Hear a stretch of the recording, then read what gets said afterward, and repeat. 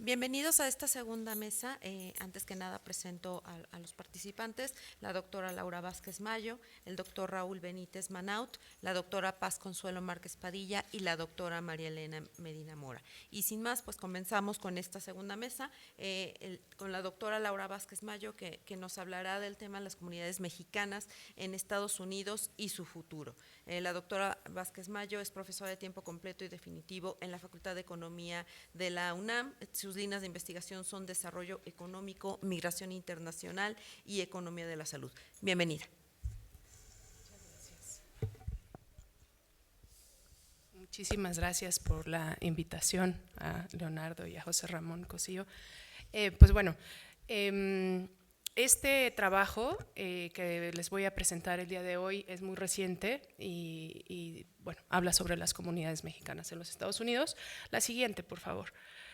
El proyecto original principal pues era entender un poco mejor al día de hoy, digamos, en la actualidad, porque la migración se ha estudiado por muchísimos años y desde muchas diferentes aristas, pues cómo son las comunidades de mexicanos en los Estados Unidos, sus diversidades, sus principales características, dinámicas, etc. También nos propusimos a través de este estudio poder visualizar en mapas el origen de los migrantes, el destino de los migrantes y pues las diferencias entre la misma comunidad al interior de los mexicanos en los Estados Unidos. Entonces, para este estudio utilizamos tres insumos. La base de datos de la red consular, quizás es el elemento, uno de los dos elementos novedosos del estudio, que voy a ahondar en ello en un segundo. La base de datos del American Community Survey 2022, que es la encuesta que nos da pues, el panorama amplio de la estadística oficial más representativa de las comunidades en los Estados Unidos, incluyendo evidentemente la comunidad mexicana. Y en tercer lugar, pues también, digamos, novedoso, entrevistas cualitativas a el personal de los consulados en Estados Unidos durante el año pasado, 2024. Todo esto que inició como un proyecto por tratar de entender un poco mejor, sin un rumbo muy fijo ni claro, ha derivado en un libro. La siguiente, por favor. El libro va a tener esta portada. Lo que ilustra pues, es el mapa de los Estados Unidos dividido en regiones, que son las regiones como hemos conceptualizado el libro, los estados, y cada puntito son los consulados que pues, representan un punto muy importante en la elaboración de este libro. La siguiente, por favor. Bueno, entonces el libro está dividido, como acabo de señalar, en regiones, las regiones de los Estados Unidos. Es un análisis socioestadístico de las 37.8 millones de personas mexicanas que hay en los Estados Unidos. Evidentemente esto es primera generación y segunda generación o más. Se presenta un primer capítulo, hablo del libro porque ya está muy estructurado y entonces pues eso es como lo quiero presentar, ¿no? El panorama nacional, ¿no? ¿Qué está pasando en los Estados Unidos? ¿Dónde están? ¿De dónde vienen? Etcétera. Y después 51 capítulos, perdón, por estado, incluyendo Washington, D.C., y todos llevan la misma estructura, la magnitud poblacional, el primer punto, utilizando la American Community Survey, sexo, distribución de edades, nivel educativo, ocupaciones, y trazando, muy importante, la distinción entre primera generación y segunda generación o más. El segundo punto está basado en la emisión de las matrículas consulares, que es la base de datos de la red consular. Solamente de los últimos 5 años, la base de datos completa va de 2002 a 2024, tiene más de 18 millones de observaciones, es una base de datos gigantesca con la cual se puede hacer muchísimo trabajo, pero en el libro solamente estamos mostrando los datos de los últimos 5 años porque corresponden a la vigencia de la matrícula consular. Y de ahí tomamos el número de personas, distribución por sexo, edad, nivel educativo, principales orígenes y destinos en México y en Estados Unidos respectivamente. Lo interesante de esta base de datos es que tenemos el municipio de origen en México y el condado de destino en los Estados Unidos, pues algo muy novedoso, poco conocido. Y por último, cada capítulo viene acompañado de esta tercera parte, que son las narraciones de las conversaciones con el personal, principalmente los cónsules, las y los cónsules titulares en los consulados mexicanos en Estados Unidos, pues de cómo son las comunidades, cuáles son sus dinámicas, lo más tradicional, lo más contemporáneo, lo que está ocurriendo ahorita, las problemáticas que tienen. Siguiente, por favor. Bueno, les decía, esta es la American Community Survey, es una base súper conocida, una base de datos que permite mapear el condado de destino y las ocupaciones laborales de las y los mexicanos en los Estados Unidos. De esta base utilizamos pues, muchas cosas, ¿no? Como ya lo mencionaba en la lámina anterior, pero en términos de ocupaciones es importantísimo porque podemos saber a qué se dedican estas comunidades de mexicanos, distinguiendo primera y segunda generación, que tiene sus implicaciones. El libro, como está pensado como un análisis socioestadístico, no apunta a ciertos, directamente a ciertos resultados, sino más bien pone ahí los temas, ¿no? Y entonces uno ve que las primeras generaciones se dedican a ciertas actividades y la segunda generación nomás a otro tipo de actividades, ¿no? Entonces, bueno, en términos laborales se puede saber los 25 grandes grupos de ocupaciones, dentro de esos están 531 ocupaciones y pues en todos los condados en los Estados Unidos. La siguiente, por favor. La base de datos de la red consular, como les decía, lo más novedoso, interesante, es poder mapear el municipio de origen y el condado de destino. Ya mencionaba, tiene más de 18 millones de observaciones, aunque solo utilizamos los últimos 5 años, que son casi 4 millones de observaciones. No existe ninguna otra base de datos que contenga esta información, y de esa base utilizamos municipio de origen, condado de destino, sexo, nivel de escolaridad y edad. La siguiente, por favor. Bueno, aquí están chiquititas las letras, pero lo que está mostrando es, con base en la American Community Survey, tenemos 25 grandes grupos de ocupaciones de aquellos solamente nacidos en México. En todos los Estados Unidos hay 8 millones de personas ocupadas y el rubro más importante es construcción, seguido de limpieza, transporte, producción, y casi algo de producción de alimentos, manejo de alimentos, la siguiente. Entonces, así, la radiografía a muy grandes rasgos, pues es un poco lo que ya sabemos, ¿no? La siguiente, por favor. Bueno, nuevamente el mapa, los puntitos son los consulados, la siguiente, por favor.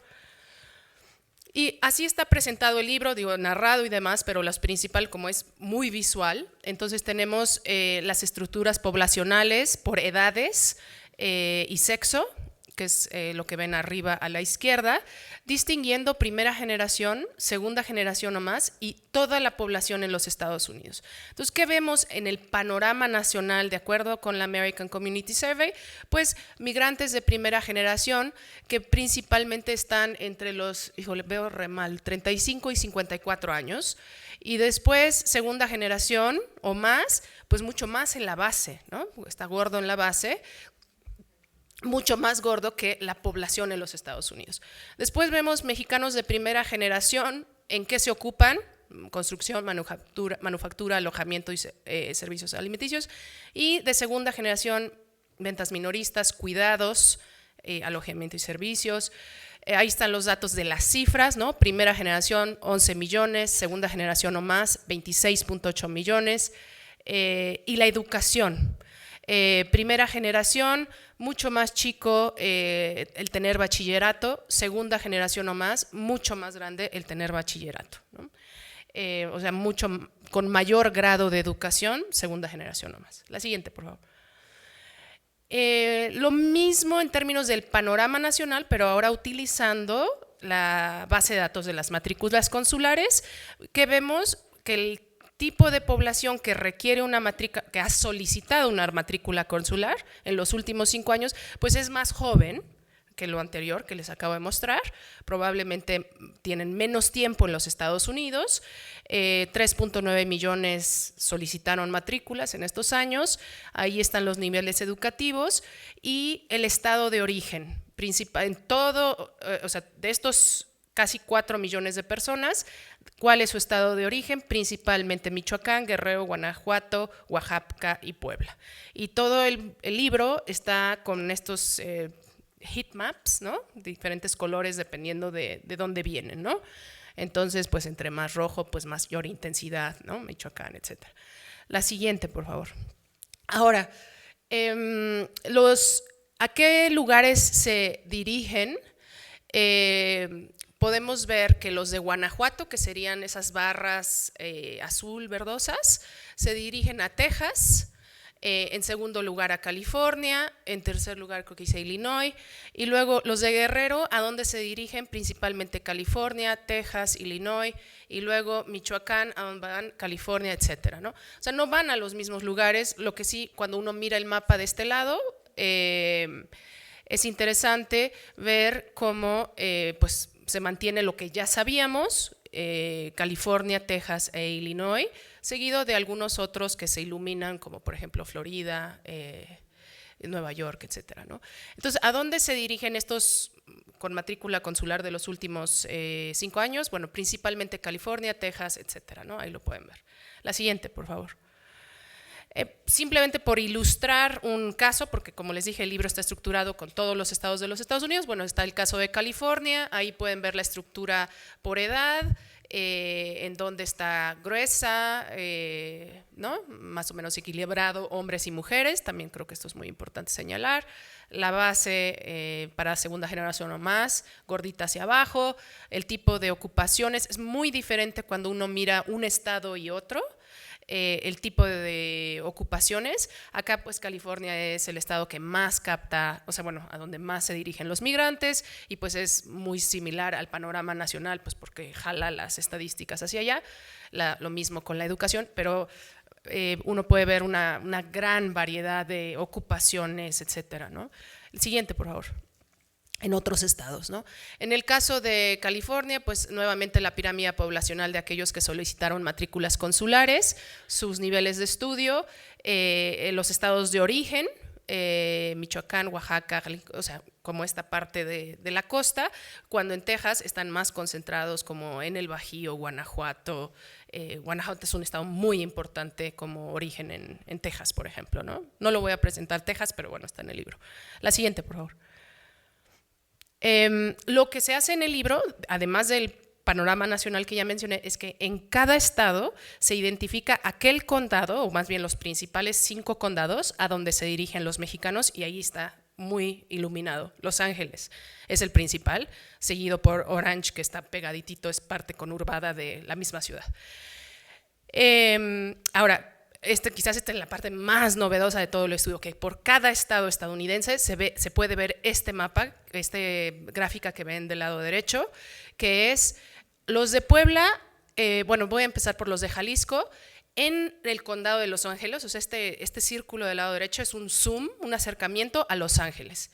Entonces, cuando uno está en Los Ángeles, los de Jalisco, ¿de dónde de Jalisco vienen? Bueno, del municipio de Guadalajara, seguido muy por abajo de Tepatitlán de Morelos, por ejemplo, ¿no? Los que vienen de Michoacán, vienen el 6% de Morelia y bueno, Zamora, Apatzingán, Uruapan.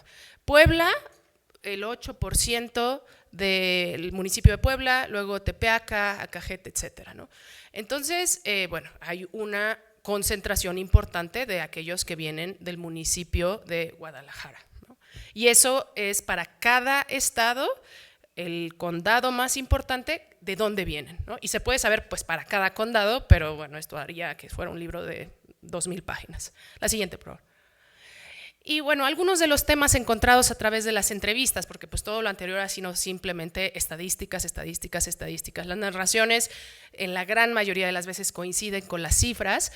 Evidentemente la narración con los cónsules es riquísima. Y bueno, ¿qué encontramos? Uno, que cada vez hay más personas, o sea, los cónsules y las cónsules identifican mexicanos de estados con baja tradición migratoria, o sea, nuevos mexicanos que están llegando a los Estados Unidos, con múltiples razones para migrar, pero una importante es el deterioro de la seguridad nacional, bueno, de la seguridad pública, en sus comunidades de origen, siempre ligado, o casi siempre ligado, pues, a las razones tradicionales de búsqueda de empleos, vínculos con familiares, ¿no? La siguiente, por favor. Además de estos nuevos grupos, también no está en las cifras, digo, a lo mejor unos lo saben más, otros lo saben menos, pero cada vez más personas de comunidades originarias que no hablan español y evidentemente no hablan inglés, que están llegando a los Estados Unidos a trabajar. Por ejemplo, en California, grupos de mixtecos, zapotecos, triqui. Y esto representa un enorme reto para poderles dar atención. Y entonces, bueno, cada vez más la Secretaría está haciendo esfuerzos por conseguir intérpretes que los apoyen y demás, pero bueno, eso es, digamos, como una novedad, creo, derivada de estas entrevistas, ¿no? Y para cada consulado, representando a su circunscripción consular, se puede saber el tipo de migrantes con los que se están relacionando, que llegan a solicitar servicios, ¿no? Bueno, el asunto de que los mexicanos por lo general están todavía en los niveles más bajos socioeconómicos, se puede ver una cierta movilidad social a la hora de ver la educación, por ejemplo, y el tipo de empleos, pero es muy lento y muchos estudios reportan esto.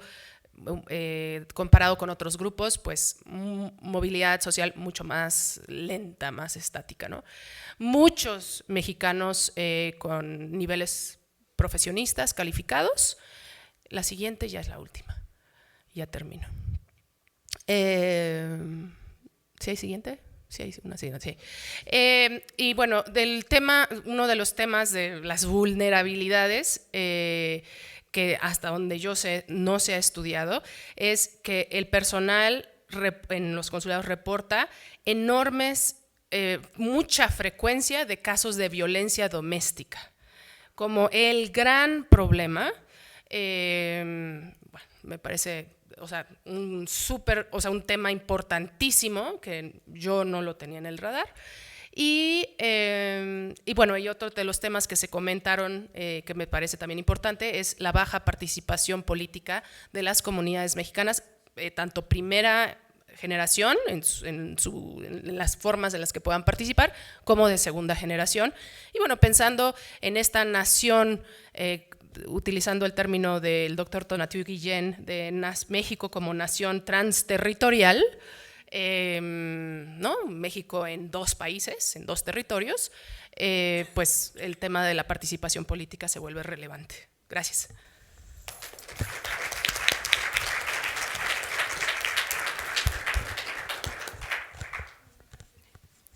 Muchas gracias. Vamos ahora con el doctor Raúl Benítez Manaut, que va a hablar del tema la agenda de seguridad y las prioridades de Trump. El doctor Benítez es investigador adscrito al área de estudios regionales e interregionales del CISAN en la UNAM y actualmente desarrolla 2 investigaciones, seguridad en América del Norte y Fuerzas Armadas en México. Bienvenido. Sí, muchas gracias. En primer lugar, quiero felicitar a los 2 organizadores de este seminario, que son personas muy reconocidas y también muy creativas para organizar una cosa rápida que se necesita en este momento, y agradecer a la Coordinación de Humanidades, a la Rectoría, al CISAN, pues también el apoyo mutuo para juntar una comunidad muy transdisciplinaria y multiinstitucional en la universidad y fuera de la universidad, que es también muy importante, ¿no? Yo quiero focalizarme en el tema de la seguridad y el tema subordinado a la seguridad, que es el tema del terrorismo, que ha vuelto a aflorar después de 22 años que había pasado todo esto de las Torres Gemelas y todos los decretos del presidente George W. Bush del 2001 al 2005. Y me voy a abocar a la tarea de comparar la famosa orden ejecutiva que hizo el presidente Trump el 20 de enero, que es el decreto ejecutivo 14.157, y comparándola con el decreto ejecutivo 13.224 del 23 de septiembre del año 2001, hecho por el presidente George W. Bush para enfrentar los ataques terroristas de las Torres Gemelas. Obviamente hay muchas diferencias, pero hay mucho más similitudes qué diferencias y también los impactos que tienen en cómo se abordan estos temas, ¿no?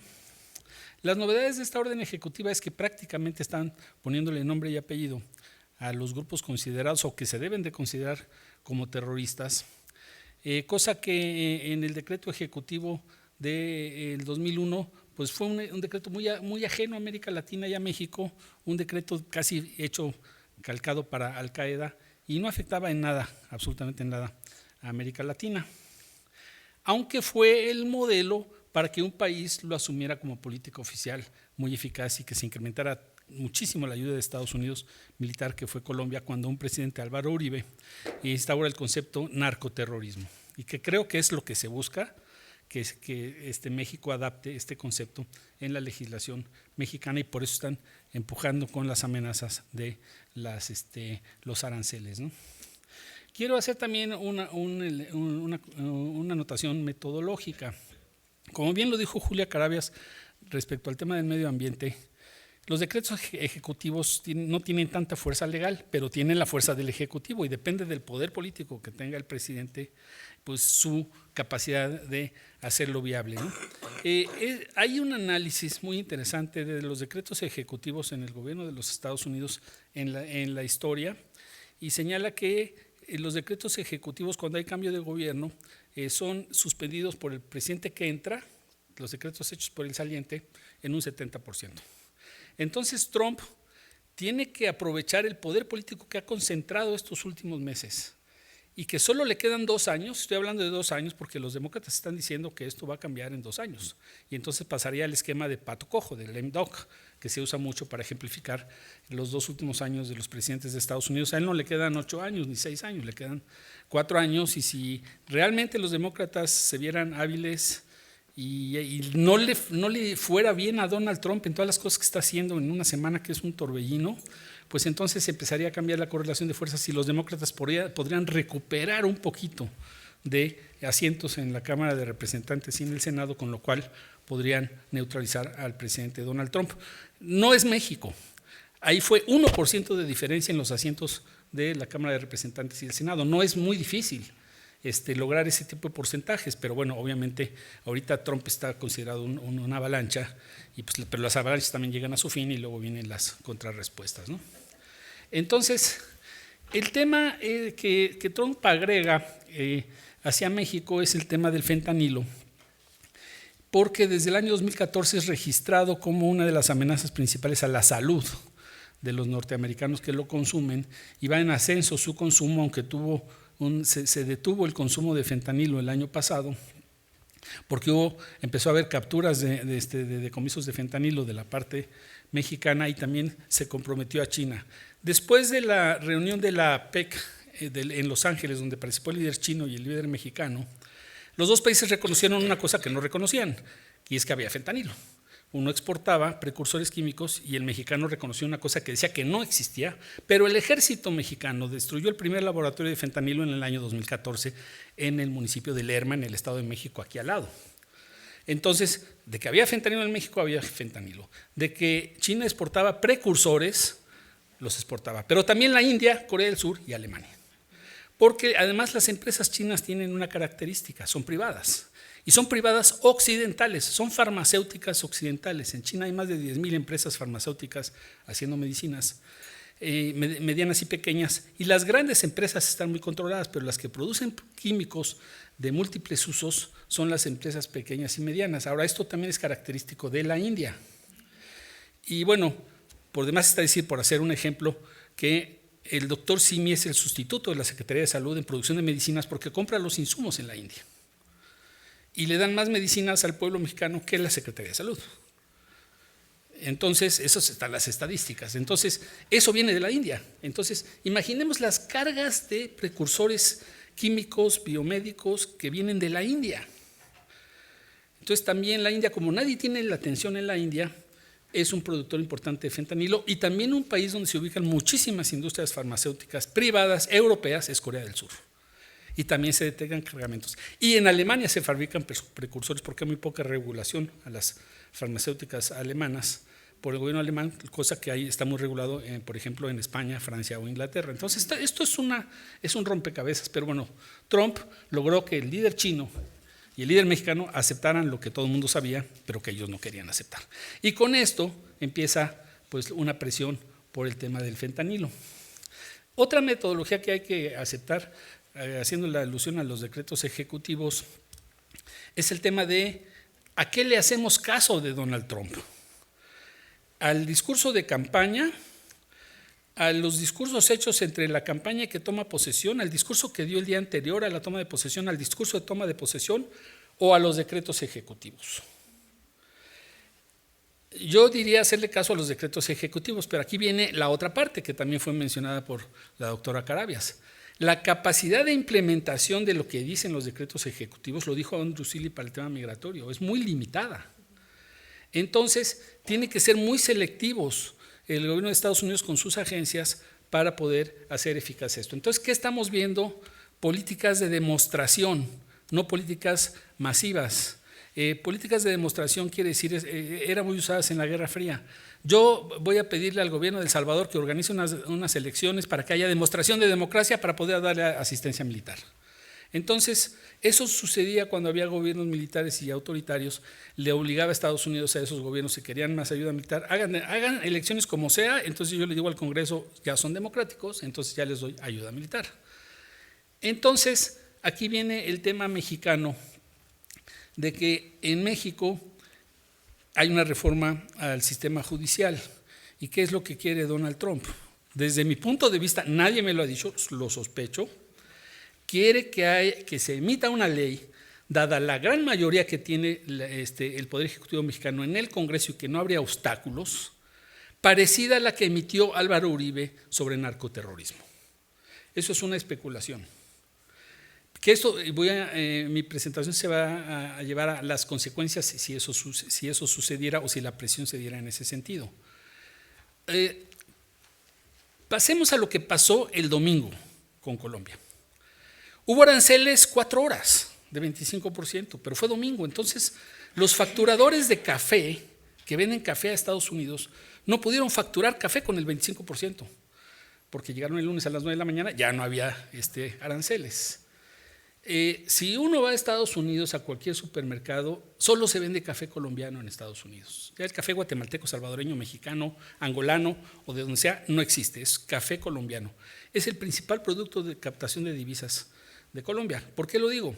Porque seguramente los grandes empresarios colombianos de exportadores de café le han de haber hablado al presidente, oye, bájale a eso de que te regresas un avión militar, porque te quedas sin impuestos, te quedas sin dinero para pagarle a tus empleados. Porque el que te paga el dinero soy yo vendo el café, a mí me pagan y yo tengo que pagar 25% más, entonces los guatemaltecos van a salir ganando y los salvadoreños y los mexicanos. Entonces hay un problema muy complicado que se resolvió en 4 horas. Aquí podríamos sospechar que yo creo que sí va a haber decreto de anuncio del 25%, pero ya no de 4 horas, sino de 48, de aquí al lunes, para que nadie pueda facturar 25%, para ejercer la presión suficiente a la presidenta para que empiece a tomar en serio que tiene que considerar a los carteles mexicanos como terroristas. Porque eso es lo que quiere el presidente Trump y eso es lo que dice el decreto. El decreto del año 2001, que tenía la ventaja para México que no estaba en cuestión el comercio, no se metía ni comercio ni migración en ese decreto, era puro antiterrorismo y era hacia el Oriente y Asia, llevó a que Canadá y México pactaran con Estados Unidos el llamado Acuerdo de Fronteras Inteligentes. Canadá lo firmó en diciembre del 2001, México el 23 de marzo del 2002, lo firmó Colin Powell y el canciller Castañeda. El decreto fue secreto hasta que el Servicio de Investigaciones del Congreso de Estados Unidos lo pidió 6 meses después y se hizo público y se vio lo que se decía. En ese decreto, que eran 22 disposiciones y sobre todo se modernizó todo el sistema del Instituto Nacional de Migración, el sistema. ¿Se acuerdan que antes, bueno, los que tengan edad para acordarse, no había lectura de pasaportes electrónica? Era el de migración, al llegar a México, pues veía, pues sí, este pasaporte está bonito, es original, pasas. Ahora, todo el equipo de lectura de pasaportes salió del Acuerdo de Fronteras Inteligentes, entre otras cosas. Luego tenemos como antecedentes una cosa que no fue decreto ejecutivo, pero que sí fue verbo y con realidades, la presión que hizo Donald Trump al presidente López Obrador en el 2019 para parar la migración y que tenía que desplazar a la recién nacida Guardia Nacional a las autopistas de la frontera, sobre todo en la zona del Istmo de Tehuantepec, las autopistas Chiapas, Oaxaca, Chiapas, Veracruz, Campeche y Quintana Roo, Veracruz, y de Veracruz hacia el norte, y la Guardia Nacional lo hizo. Y la suerte para México es que cayó el COVID y después cerraron las fronteras, sobre todo Guatemala fue un país que cerró las fronteras en serio, y entonces pues ya no hubo necesidad de que eso tuviera curso. Entonces el COVID le ayudó a López Obrador a que eso no fuera presión. Pero ahora no hay nada de eso en el escenario. Entonces este decreto 14.157 de hace 10 días no menciona al cartel de Sinaloa y al cartel de Jalisco, pero dice: los carteles mexicanos ejercen un gobierno paralelo más eficaz que el del gobierno mexicano. O sea, dice lo mismo que dijo el Comando Norte de Estados Unidos hace 3 años, que los carteles dominaban el 40% del territorio rural mexicano. Sí menciona el decreto al Tren de Aragua de Venezuela y a la Mara Salvatrucha. Estas dos organizaciones son muy diferentes al cartel de Sinaloa y al cartel de Jalisco. No trafican fentanilo, tampoco cocaína. Han trasladado sus pandillas a las calles. Entonces, la Mara Salvatrucha trasladó a México y a Estados Unidos muchos de sus jefes. Cuando el gobierno de Nayib Bukele ejerció toda la presión y la estrategia antipandillas, los jefes migraron. Y el Tren de Aragua de Venezuela también está migrando hacia Estados Unidos, y ambas organizaciones se encargan mucho de tráfico de migrantes, pero minorista. No tienen la riqueza del cartel de Sinaloa ni del cartel de Jalisco por el fentanilo y por la cocaína. Entonces, el gobierno de Estados Unidos no está mencionando ninguna organización colombiana, aunque podría ser que se incorpore una o dos, pero son vendedoras de origen, y los carteles de Sinaloa y Jalisco son los introductores de la cocaína. Se está produciendo más cocaína que hace 20 años en Colombia y se está saliendo, pero entra el tema fentanilo como la novedad. Bueno, si se declarara la guerra a los carteles mexicanos como narcoterroristas, tiene muchísimas consecuencias políticas y económicas. Los empresarios chiquitos, medianos y grandes, cuando son extorsionados o que ayudan a un cartel a lavar dinero, son víctimas, no son responsables de trabajar para los carteles de la droga. Por ejemplo, voy a poner un ejemplo muy concreto que existe. Hay varios ejemplos muy concretos que todo el mundo lo sabe. Hay 4 empresas canadienses en el estado de Guerrero que tienen minas de oro, que pagan extorsión. Hay análisis de eso. No son los gerentes canadienses los que hacen la operación de pagar la extorsión, son los administradores mexicanos de la empresa. Ese administrador mexicano de una minera sería decretado colaborador de una organización terrorista y tendría que ser castigado y hasta exportado. Aguacates y limones. ¿Estarán los estadounidenses dispuestos a no tomar aguacate con limón, los Super Bowls y todos los actos deportivos? Podría haber un enojo popular, porque son muy populares los aguacates y los limones, pero los que pagan esa extorsión serían catalogados terroristas, no víctimas de extorsionadores. Entonces, aquí tenemos lo peor, y con eso concluyo porque ya sonó la chicharra, ¿verdad? La narcopolítica. Si hay algún narcopolítico X en X estado, digamos el estado pues más proclive a que esto suceda, no voy a decir el nombre, pero todos se imaginarán de quién estamos hablando. Aquí hay un ciudadano de ese estado que es investigador nuestro en el CISAN. Ya sabemos a qué estado estamos hablando, y al gobernador, ¿cómo se llama? Tampoco voy a decir el nombre. Ellos no quieren verbo de que estamos combatiendo el narcotráfico, quieren acciones contra personas. Y ya pidieron el nombre de ese gobernador. Y si no lo entrega el gobierno mexicano, yo dudo que puedan ir por un gobernador, porque tiene un aparato de seguridad tremendo, pero que lo declararan narcoterrorista allá y que estuviera ejerciendo como gobernador acá, porque no hay ningún caso judicial abierto contra él. Es una hipótesis y nadie me la ha dicho, pero es una especulación de lo que puede pasar.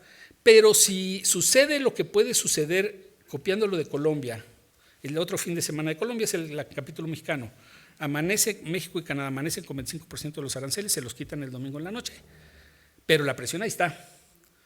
Y a ese tipo de golpes es como se va a manejar la negociación de México con Estados Unidos. Para concluir, hay un secreto tremendo en esto de Donald Trump desde el día 20 de enero. No hay ningún funcionario público de México hablando de Donald Trump, ni estatales ni federales, no hablan, tienen órdenes de la presidenta, se me callan, la única que hablo de Donald Trump soy yo y de que somos amigos y que tenemos que cooperar. Ningún funcionario de la Embajada de Estados Unidos habla.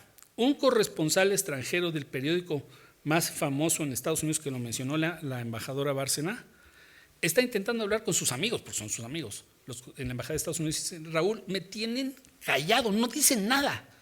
En las dos partes hay órdenes de sus jefes de silencio absoluto. Si Leonardo Curcio quisiera entrevistar a alguien ahí, pues va a perder el tiempo. Entonces, con esto culmino. Pero puede ser de arancel de 25% de fin de semana, o se queda si no hay respuesta, ¿no? Muchas gracias.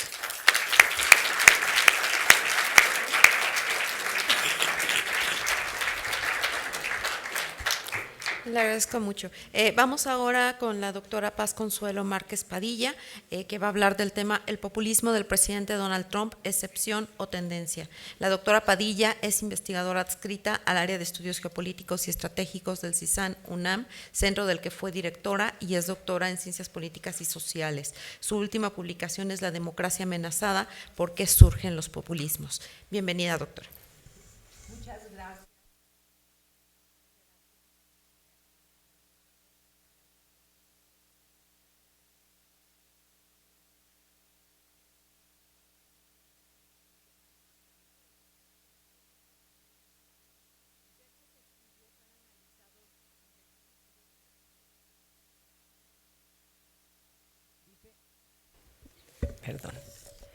Diversos estudios han analizado el resurgimiento del populismo desde la década de los 90 en distintas regiones del mundo. Por ejemplo, Resnick aborda el caso en África, mientras que Moffitt analiza su impacto en Australia y Nueva Zelanda. Stanley se enfoca en Europa Central y Oriental, Hellman en el este de Asia.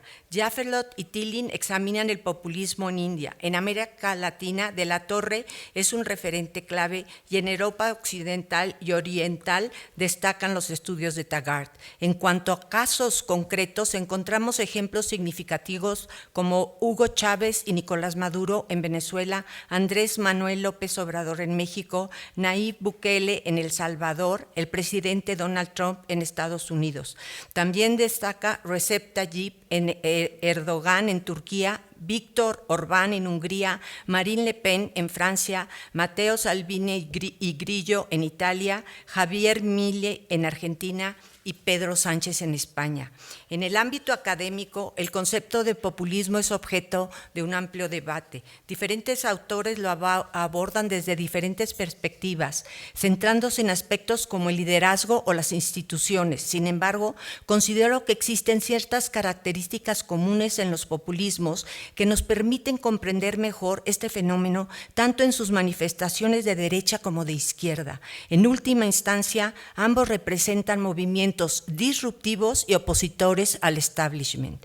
El populismo está estrechamente relacionado con la democracia. No obstante, es crucial que las prácticas populistas promuevan la participación y la inclusión sin debilitar el pluralismo ni socavar los derechos de las minorías. Los líderes populistas suelen llegar al poder a través de mecanismos democráticos, pero con frecuencia terminan debilitando las instituciones liberales y democráticas sobre las que se sustentan. La Freedom House ha apuntado en su reporte global de 23 que se han dado 17 años consecutivos de declive de los derechos políticos y libertades civiles, y esto ha sucedido en democracias consolidadas que se han visto debilitadas u otras menos consolidadas que se han pasado a ser autocracias.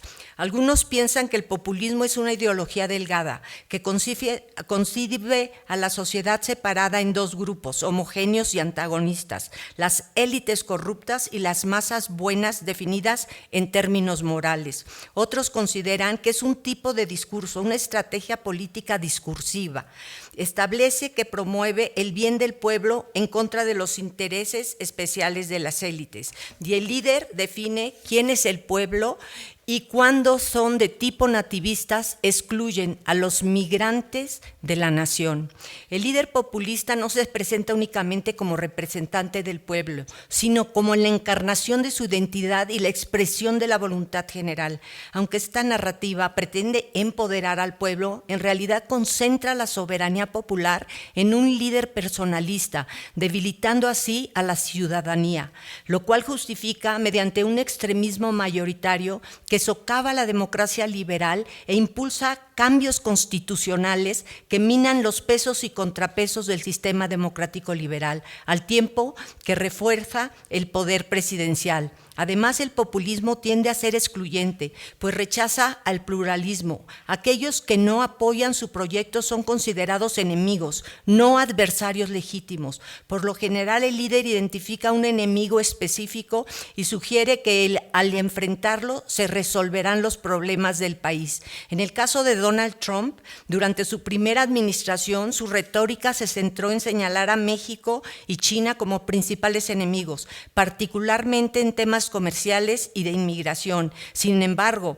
en su discurso actual, la migración ha ganado mayor protagonismo, destacando la crisis migratoria como una amenaza de seguridad nacional.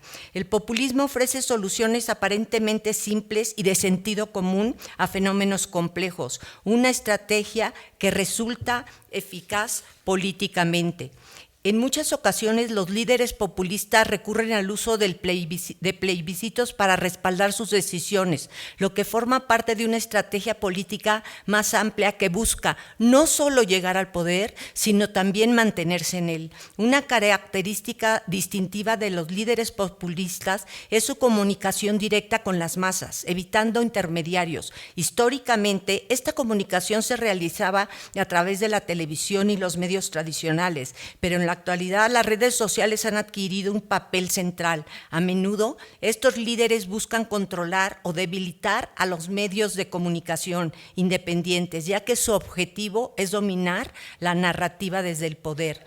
Se presentan como opositores a la clase política tradicional, a la que califican de corrupta, utilizando acusaciones de corrupción de manera discrecional para atacar a sus adversarios. Otra tendencia común es posicionarse por encima de la sociedad civil y ejercer control directo sobre el aparato militar, subordinándolo a sus órdenes, lo que refuerza su capacidad de centralizar el poder y debilitar los contrapesos democráticos. En ese contexto, las instituciones tradicionales tienden a ser marginadas o debilitadas, mientras que el carisma del líder se convierte en el principal eje de legitimación política. El populismo surge en parte como respuesta a los rápidos cambios asociados con la modernización y globalización, representando movimientos de grupos que se sienten excluidos de ella. En tiempos de incertidumbre, Engelhardt señala, cuando la sobrevivencia es incierta, la gente tiende a cerrar filas en torno a un líder fuerte, a formar un frente común en contra de los de afuera. A esto lo llama reflejo autoritario. Este fenómeno refleja el desencanto de muchos sectores sociales con la democracia. Aunque el populismo resurge desde los años 60 en diversas partes del mundo, su auge se acelera tras la crisis del 2008. La creciente desigualdad, evidenciada en tiempo real a través de las plataformas digitales, intensificó el enojo social y alimentó el rechazo hacia las élites económicas y financieras, creando un terreno fértil para el ascenso de líderes populistas que prometían desafiar este orden establecido.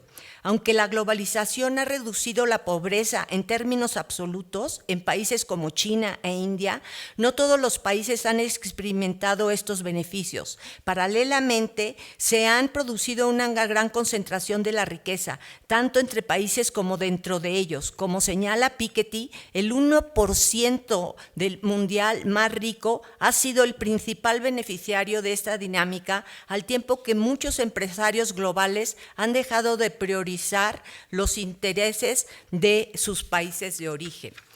Es importante reconocer que el diagnóstico del populismo puede ser adecuado en muchos casos, pero las soluciones que propone a menudo no solo son insuficientes, sino que pueden agravar los problemas existentes.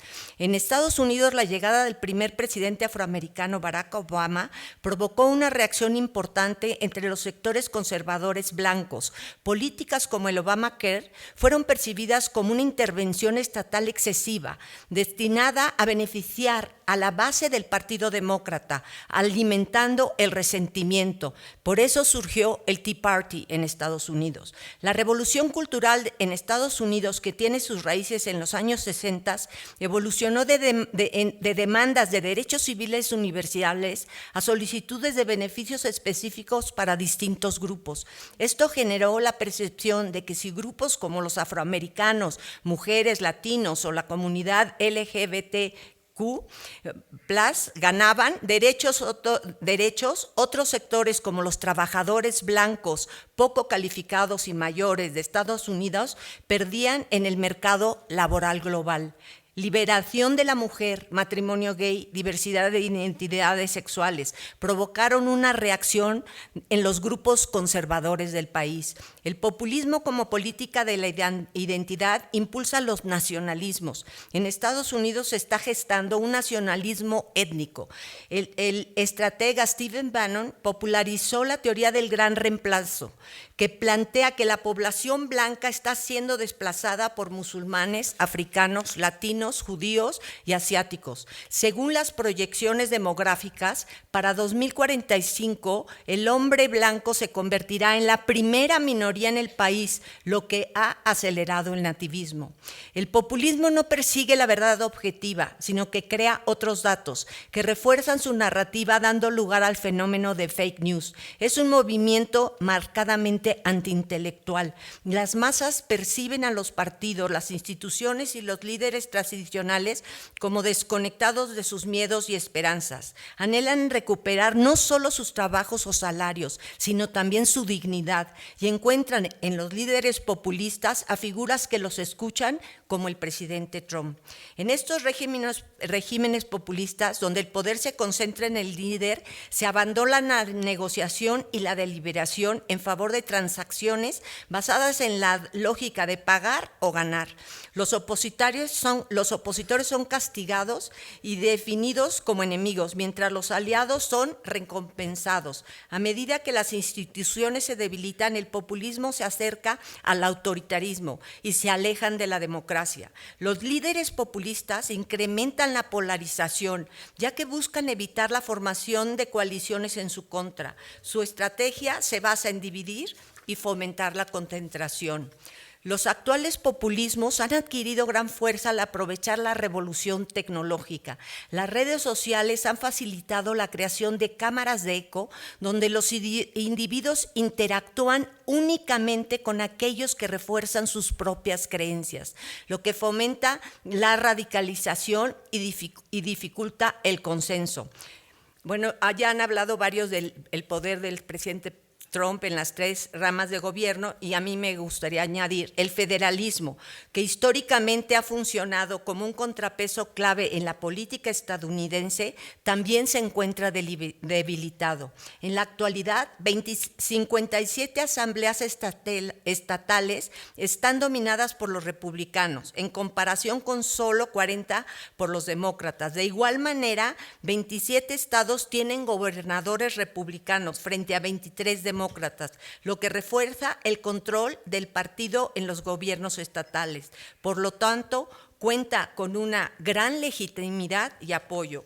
Uno de los aspectos más notables de esta elección fue el realineamiento político. La clase trabajadora que tradicionalmente respaldaba al Partido Demócrata migró al Partido Republicano bajo el liderazgo de Trump, uniéndose a la base republicana tradicional de trabajadores rurales y agrícolas. Además, aumentó el apoyo a Trump entre afroamericanos, latinos, asiático-estadounidenses, jóvenes y mujeres, una tendencia que marcó un cambio significativo en la demografía del electorado republicano. Durante su primera administración, Trump no contó con el apoyo de la élite tecnológica. Sin embargo, en esta segunda etapa ha recibido el respaldo abierto de los principales empresarios del sector. La falta de una estrategia clara de Biden para regular y desarrollar la inteligencia artificial generó una migración de apoyo hacia Trump, con donaciones millonarias de empresarios que buscan menos regulaciones. Luch describe este fenómeno como plutopopulismo, una combinación de proteccionismo económico, reducción de impuestos para los más ricos y desregulación del sistema financiero. Mientras que su tengo mucho tiempo, es que estoy rapidísimo. No, ok, voy bien. Durante la primera administración, Trump no contó con el apoyo de la élite. Bueno, esto ya lo dije. Mientras que en su primera administración, Trump enfrentó resistencias dentro de su propio partido, en esta segunda administración, el Partido Republicano se ha desdibujado como una institución sin agenda propia, sin plataforma clara, sin una ideología definida o proyecto nacional. El partido ha pasado a ser un mero instrumento de Trump. Trump ha convertido al Partido Republicano en una extensión de su liderazgo personalista, donde la lealtad al líder define el destino político de sus miembros. Este modelo de partido personalista es cada vez más común a nivel mundial y representa un gran riesgo para la democracia. Si bien en su primera administración la democracia estadounidense logró imponer ciertos límites al poder del Ejecutivo, el regreso de un líder populista indica que su influencia no fue una excepción, sino parte de una tendencia global. Este escenario plantea serios desafíos para la estabilidad democrática y para el orden internacional. Sin embargo, el presidente Trump puede encontrar límites a sus órdenes ejecutivas que establezca el Poder Judicial y la Suprema Corte. Aunque hay dudas de que eso suceda, existe la esperanza de que puede ser. En el Congreso solo tiene una mayoría por un representante, por lo que puede funcionar como un contrapeso. Las dos cámaras pueden empezar a jugar nuevamente un importante papel en Estados Unidos. El déficit va a aumentar con todos sus proyectos para parar la migración. Los aranceles pueden incrementar la inflación. Los gobernadores de la frontera pueden experimentar situaciones económicas difíciles. Paradójicamente, pienso yo, puede ser el presidente Trump quien logre una reforma migratoria bipartidista. El grupo religioso evangélico conservador que le ha dado todo su apoyo puede estar en desacuerdo con la suspensión de la ayuda humanitaria y el trato a los migrantes. La política exterior populista del presidente Trump, como respuesta a la globalización, se caracteriza por el aislamiento, el proteccionismo y el rechazo al multilateralismo. Se quita importancia a las instituciones internacionales. Se desconocen los tratados y la ley. Se basa en una visión de suma cero, donde el beneficio de un país implica necesariamente la pérdida del otro. En este contexto, la estrategia de América Primero de Donald Trump ha adoptado un enfoque de nacionalismo étnico extremo que busca parar la migración no documentada y aún reducir la documentada, confrontación y transacciones, reemplazando la diplomacia tradicional y la negociación con una narrativa de nosotros contra ellos. Tiene una visión anticambio climático y, lo que es más preocupante, una visión expansionista. Esta visión sin duda causará incertidumbre mundial. Más que hablar del orden mundial, se dará una recomposición geopolítica dentro de lo que parece será un desorden internacional con gran incertidumbre, pero estos momentos de reto también pueden ser de oportunidades. Muchas gracias. Sí pude, en 15 minutos. Le agradecemos su participación y concluimos esta mesa con la intervención de la doctora María Elena Medina Mora, quien hablará del tema drogas y adicciones. La doctora Medina Mora actualmente es directora del Seminario de Estudios sobre la Globalidad de la Facultad de Medicina de la UNAM, afiliada al Centro de Investigación en Salud Mental Global del Instituto Nacional de Psiquiatría Ramón de la Fuente Muñiz. Desde 2006 es miembro del Colegio Nacional. Bienvenida. Muchísimas gracias, es para mí un honor estar en esta mesa y también agradezco a los coordinadores. El tema que me pidieron es drogas y adicciones, pero pensé que por el tema podríamos hablar más de fentanilo. Entonces hablaré un poco de cómo está pasando, pero sobre todo cuál es el cambio que está sucediendo en México y cuáles son pues, los peligros que veo para el futuro. Si me pasas la que sigue, por favor. Bueno, es un grupo muy grande de personas, fueron 5 años trabajando en la frontera norte para identificar primero a personas que usaban heroína y después de este grupo pensar en que entraba el fentanilo. Lo primero que encontramos fue que en los datos de las encuestas, la última que ya es muy viejita, del 2017, teníamos ya heroína en la mayor parte de los estados de México y entonces pensamos que deberíamos de ir a donde se originó el consumo de heroína y ver si entraba fentanilo. Los primeros años no encontramos fentanilo, aunque ya se había visto destrucciones de laboratorios, probablemente por estar yendo al mercado internacional, y posteriormente empezamos a encontrar el fentanilo. Si me pasa la que sigue. Entonces, ¿qué es lo que sabemos de las drogas? Pues digamos en este periodo el mayor crecimiento se da de la hospitalización a personas con abuso de sustancias más que cualquier otra droga. La que sigue, por favor. Y también el otro factor es este inicio temprano y los 15 años como el punto de mayor riesgo, en donde vemos que tan alto está en comparación con otras edades, el pico siempre son los 15 años.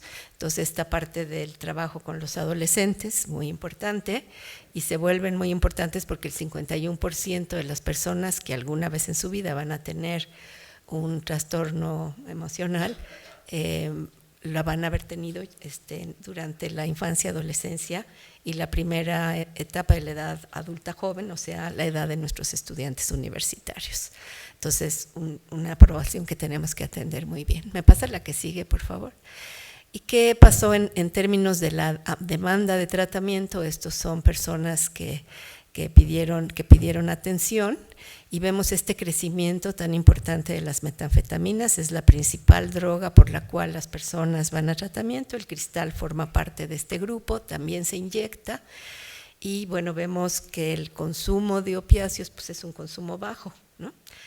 Lo cual no quiere decir que no existe en estas poblaciones vulneradas y ahora en el último estudio estamos viendo, bueno, que nada más estudiamos Tijuana, Mexicali y Hermosillo, o sea, no es representativa de nada, pero en Hermosillo estamos viendo jóvenes que ya están entrando, o sea, que ya no nada más es esta población que vive en la calle, que usaba mucha heroína y que está usando fentanilo, sino que ya estamos teniendo población joven. Si me pasa la que sigue. Ahora, ¿cómo debemos de medir cómo impactan las drogas a una población? Porque tradicionalmente se dice México no tiene problema porque tiene pocos usuarios, comparativamente. Si los vemos en números son muchos a los que hay que atender.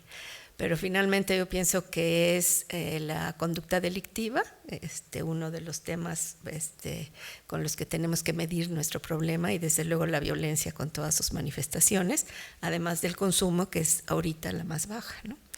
La otra gráfica nos habla del incremento de los homicidios, estos son datos del INEGI. Una parte de los homicidios son de drogas, está muy ligado a las digamos, a las grandes organizaciones criminales, pero las drogas son solo un brazo, ¿no?, de esas organizaciones, pero por primera vez se vio ya la reducción de la esperanza de vida para los jóvenes, debido al homicidio, y eso fue pues cuando empieza el primer crecimiento después del 2007. Si me pasa la que sigue. Ahora, ¿qué pasa con las drogas, no? Que lo que estamos viendo es un cambio de las sustancias naturales a las sustancias sintéticas. Este cambio es muy peligroso porque las sintéticas son mucho más potentes y también más peligrosas, más adictivas, y por otra parte también son mucho más fáciles de transportar, no se tiene que hacer sembrar, cosechar, cargar, sino que esto realmente cambia de manera muy importante. Y el otro que nos preocupa también mucho es que estamos viendo un cambio. Si antes pensábamos, o sea, el problema era un problema de demanda. Los chicos, claro que les daban drogas y claro que se las daba su amigo, su hermano, en fin, pero ahora son drogas que son se las dan a los usuarios, ¿no? Y los primeros casos de fentanilo que encontramos, por ejemplo, era que las personas nada más decían que algo le estaban metiendo a la heroína porque era muy potente, porque no era lo que estaban consumiendo antes, pero no sabían que estaban consumiendo fentanilo, y entonces como una parte de un mercado diferente que puede hacer una gran diferencia al buscar pues digamos usuarios como los adolescentes de 15 años que van a ser usuarios durante muchos años, ¿no? Entonces eso también nos preocupó mucho. Si me pasa la que sigue, bueno, y la gran confusión que hay en este tema es de qué estamos hablando cuando hablamos de fentanilo. Hay dos brazos, el brazo legal y el brazo ilegal. El brazo legal existe desde hace mucho, fue una sustancia que sintetizó el laboratorio Janssen, estaba buscando un anestésico que entrara rápido y saliera rápido. Gracias a estos medicamentos pues puede haber cirugía ambulatoria, o sea, y durante mucho tiempo funcionó bien, existe en los hospitales y en las farmacias para uso de esta naturaleza. Pero también tenemos las drogas ilegales, y estas drogas pueden ser semisintéticas y sintéticas. El fentanilo es sintético, la heroína es semisintética, y lo que vemos, que ya lo había mencionado muy bien el doctor, es el lápiz que tiene la puntita, tiene ahí fentanilo para muchísima población, ¿no? Entonces es más barato y fácil de llevar, ¿no? Si me pasa la que sigue. Y uno de los elementos que no se había manejado mucho, pero Estados Unidos, sobre todo la parte académica de Estados Unidos, está insistiendo que una de las maneras que realmente se pueda reducir las muertes por sobredosis y atender el problema es que haya medicamentos, y medicamentos para manejo del dolor se vuelve una situación más, digamos, muy necesaria. El problema en Estados Unidos y las muertes que han llevado a más muertos que las guerras en realidad vinieron de un desvío, pero de una droga, oxicodona, que la empezaron a reportar como una droga que si era para manejo del dolor no causaba dependencia. Y esto fue, pues ustedes ya saben, salió en los periódicos y en las novelas y en la televisión, y lo que pasó fue que, pues en efecto, se habían construido laboratorios cuya única función era no tratar, sino dar la droga.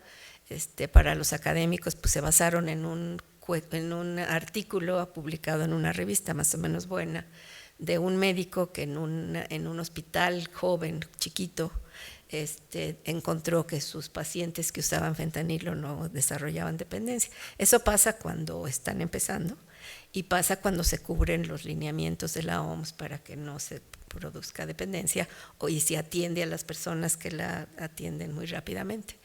Y eso fue lo que salió, de que si era para manejo del dolor no causaba dependencia, lo cual es una verdadera tontería. Y lo que ha pasado, bueno, Estados Unidos sí tiene una gran cantidad de medicamentos para manejo del dolor, pero nosotros no. la mayor parte de los medicamentos para manejo del dolor se consumen en los países ricos, los países pobres tenemos el 12% y pues México está todavía en una situación terrible.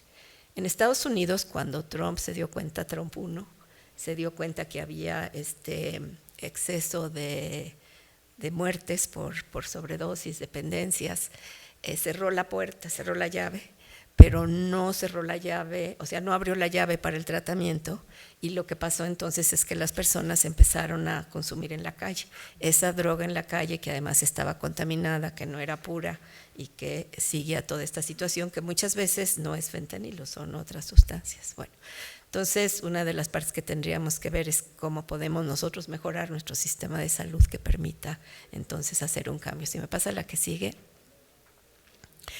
¿Qué otro fenómeno pasó? Bueno, México, saben, siembra opio desde los 1950s. Esto fue para producir medicamentos para las guerras, pues luego se quedó como un proveedor mundial, llegó a tener el tercer lugar en la producción de opio, que iba para mercados internacionales principalmente, pero desde entonces lo que hemos tenido es una caída de las hectáreas cultivadas hasta casi la mitad. Si me pasa la que sigue. Y aquí vemos toda, o sea, cómo creció, pero luego cómo fue cayendo la producción. Entonces ya no hay heroína, y eso también se ve en las calles, en donde entonces se están consumiendo más heroína, porque además fentanilo, porque no hay heroína, y también cocaína, que hay más producción, como ya se dice, también más consumo. Los datos de 23 no los tenemos, pero el número de hectáreas que se ha ido reduciendo es muy significativo. Si me pasa la que sigue.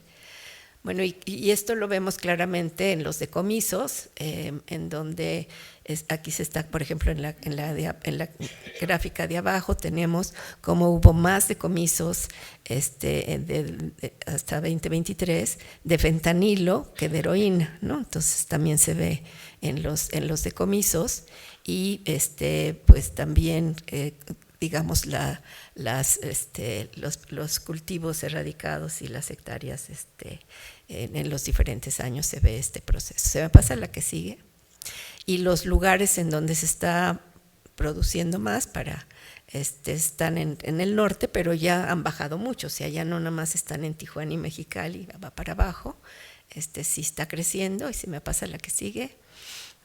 Pues el otro es cómo este problema ha crecido. O sea, nosotros empezamos en el 2016 encontrando heroína en muchos estados. Eso nos llevó a hacer un estudio diferente. No es un estudio representativo, es una búsqueda de personas que estaban consumiendo sustancias, muchas personas en la calle que viven en cementerios, bajo los puentes, en los lugares donde se inyectan. Entonces no están en las encuestas. Y ahí entrevistamos, fueron 600 personas que se inyectaban drogas en 3 ciudades. Y después pues vimos muy rápidamente, ¿no? En 2017 y 2018 pues empezamos a ver que ya teníamos heroína, y que estaba llegando también la chiva negra, o sea, esta heroína poco, o sea, que todavía está muy poco, ¿cómo se dice? Procesada. Pero también empezamos a encontrar un tipo de polvo que ellos le llaman China White, y que era lo que, por lo que nos decían que estaban sintiendo, pues es cuando entró la heroína. Esto fue 17 y 18. En 14 empezaron a haber decomisos, y nosotros empezamos a ver en estas comunidades en esta época. También hubo estos abscesos cutáneos, porque se empezó a incorporar a la heroína con fentanilo otra sustancia que se llama silacina, que es una sustancia para animales grandes, y para tranquilizar a los animales grandes. Y lo que pasa es que los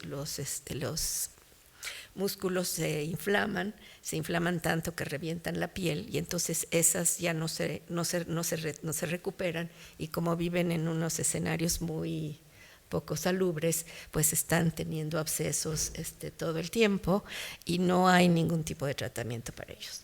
Después empezamos a tener ya la presencia y ya las personas empezaban a buscar fentanilo en el 2019. En el 2020 hubo un crecimiento muy importante de disponibilidad y ahí el problema es que empezamos a ver el crecimiento de VIH.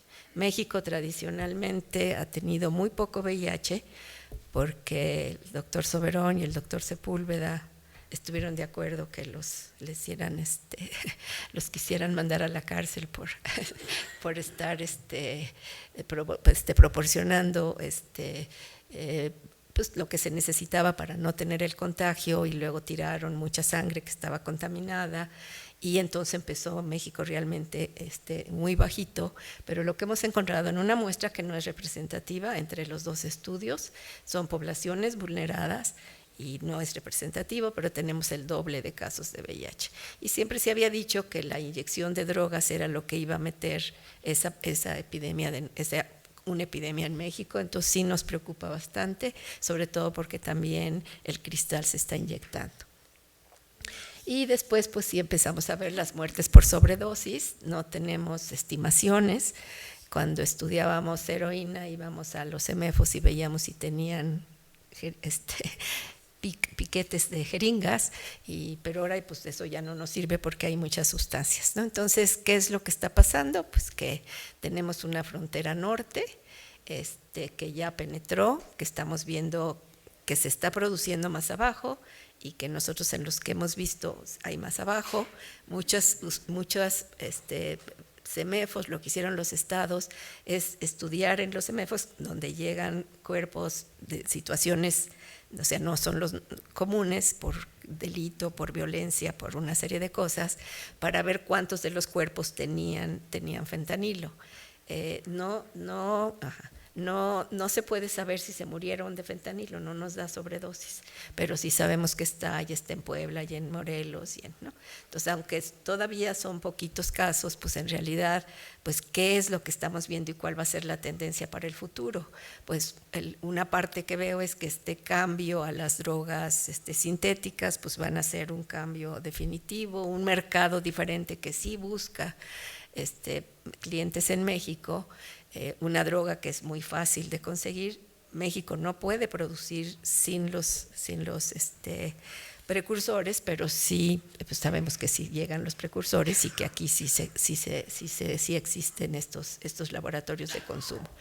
Y el otro punto que yo no creo, o probablemente no nos quedemos con fentanilo, porque ahora se están metiendo carfentanilo, que es ahora 50 veces más fuerte que el fentanilo, y también porque se están rehaciendo las drogas sintéticas que se hacían para buscar alivio al dolor, y que había otras drogas mejores, entonces esas fórmulas no se usaron, ahorita se están usando, y probablemente, Alemania esté ahí. Entonces, digamos, eso es una situación que realmente nos preocupa. Y bueno, pues que si tenemos pues que cambiar, es decir, son poblaciones vulneradas que no tienen ninguna ayuda, ¿no? Poblaciones pues con muchos problemas, pierden los hijos, les roban a los hijos, las mujeres pues están teniendo una vida muy complicada. Tenemos más mujeres usuarias, las mujeres son usadas para probar las drogas en el cuerpo de las mujeres cuando están haciendo las combinaciones, y pues tienen esa situación pues que también exacerba esta diferencia, ¿no? Entonces, pues no veo el futuro muy claro. Lo que sí veo es que no puede ser un problema, o sea, no puede ser un tema que México atienda si no lo atiende con Estados Unidos, pero Estados Unidos ha regresado al criterio de que ya acaben con el fentanilo, o sea, la demanda también estimula la oferta, pero eso no lo han reconocido, y ahora pues está otra vez llegando a eso, lo cual pues también hace mucho más difícil que podamos regresar a tener estas relaciones binacionales que tuvimos en el pasado y que fue fácil hacer investigación conjunta en los dos lados de la frontera, que ya no estamos pudiendo tener. Bueno, muchas gracias.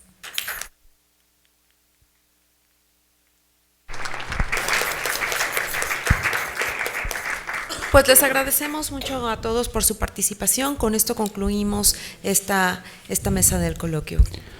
A continuación, escucharemos las intervenciones finales por parte de los coordinadores académicos de este coloquio. Les invitamos a permanecer en sus lugares.